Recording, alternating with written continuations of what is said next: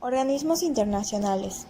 Entre los organismos creados destaca el Fondo Monetario Internacional, el Banco Mundial, la Organización de las Naciones Unidas, o mejor conocida como la ONU, la Organización de los Estados Americanos, la Organización del Tratado del Atlántico y el Pacto de Varsovia. A continuación, les hablaremos sobre los principales conflictos bélicos de la Guerra Fría. Conflicto de Israel contra Palestina. Desde épocas ancestrales, Palestina ha sido sede de escenarios de campesinos, labradores, gente que ama el campo, pero también ha sido una zona de conflicto, pues se ha suscitado una lucha de poder entre etnias o grupos de pobladores. Palestina es una tierra que se encuentra al oriente del mar Mediterráneo y en su tiempo estaba habitada por tribus diversas como los cananeos y filisteos. Los judíos siempre se han considerado el pueblo elegido y han sido un pueblo de los más unidos a nivel mundial. Son conocidos como israelíes, aunque en el siglo XX fueron conocidos como sionistas porque son el pueblo de Sión. En el año 70 después de Cristo, el pueblo judío se dispersó por el mundo después de que fueron expulsados por el emperador romano Tito. Así siguieron su religión y sus tradiciones desde Francia, España, Italia, todos los países, incluyendo México.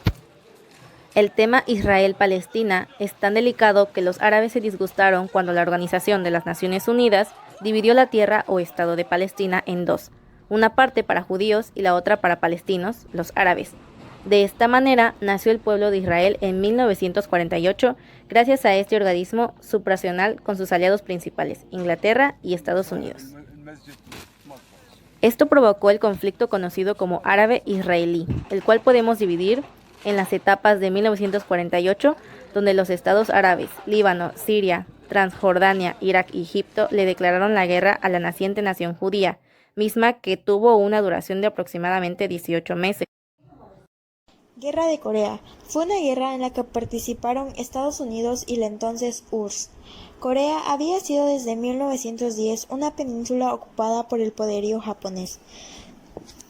Después de las bombas atómicas de Hiroshima y Nagasaki, Estados Unidos y soviéticos tenían a sus ejércitos en la zona. Los soldados norteamericanos estaban en el sur, mientras que los soviéticos habían dejado a sus soldados en la zona norte. Ambos tenían como objetivo la rendición de las fuerzas japonesas en Corea.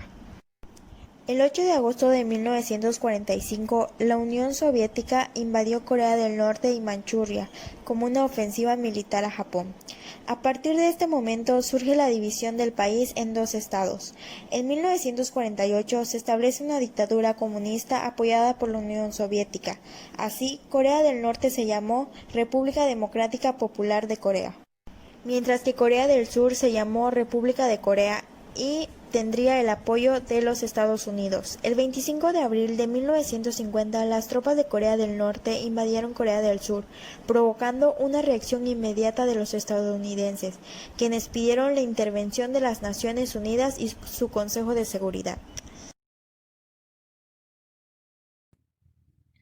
Revolución cubana. La Revolución cubana fue una insurrección armada ocurrida entre 1953 y 1959, llevada a cabo por Fidel Castro contra el gobierno cubano de Fulgencio Batista.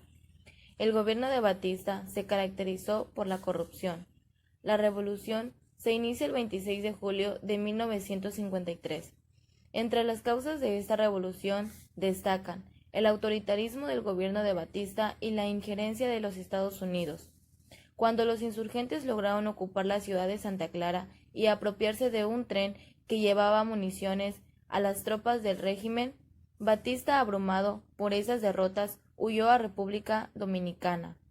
Los insurgentes entraron en las ciudades de Santiago de Cuba y La Habana.